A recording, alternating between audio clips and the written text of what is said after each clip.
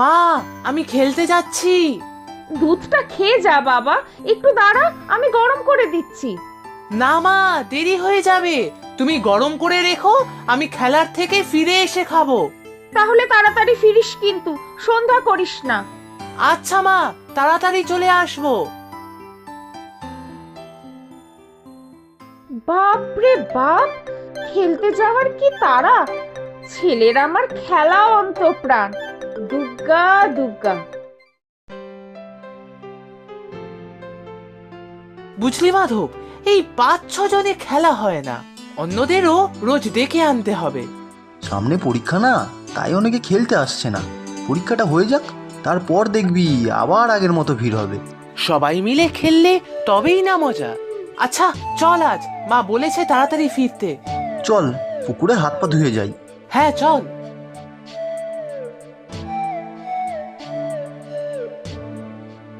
জানিস তো, আজ মা আর বাবা বাড়িতে নেই, আমি আর দাদা একা আছি। কেন? এক পিসির মেয়ের বিয়ে, বাবা আর মায়ের যেতেই হয়েছে। দাদার তো উচ্চ মাধ্যমিক পরীক্ষা, তাই আমি আর দাদা বাড়িতেই আছি। যা, তোর একটা বিয়ে বাড়ির নিমন্ত্রণ বাদ গেল। হ্যাঁ, তবে দাদার পরীক্ষাটাও তো জরুরি। কাল আবার অঙ্ক পরীক্ষা দাদার, মাস্টার মশাইয়ের কাছে পড়তে যাবে। আমি বাড়ি গিয়ে সেই একা। আচ্ছা তুই আমাদের বাড়ি চল, কিছুক্ষণ থাকবি, পরে বাড়ি চলে যাবি।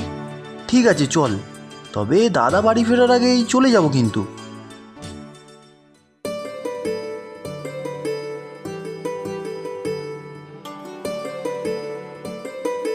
দেখো মা, কে এসেছে।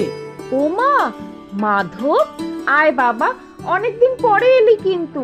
ভালো আছো কাকিমা? হ্যাঁ রে, তোর মা বাবা ভালো আছেন?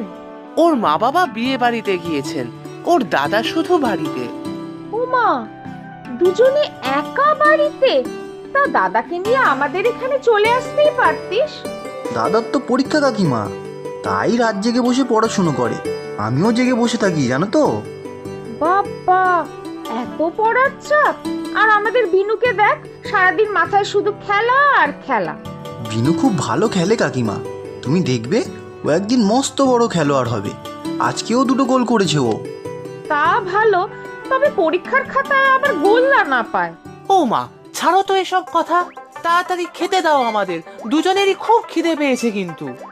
হ্যাঁ দিচ্ছি, তোরা দুজন হাত মুখ ধুয়ে ঘরে আয়, আমি মুড়ি আর চপ ভেজে দিচ্ছি। খুব ভালো হবে মা।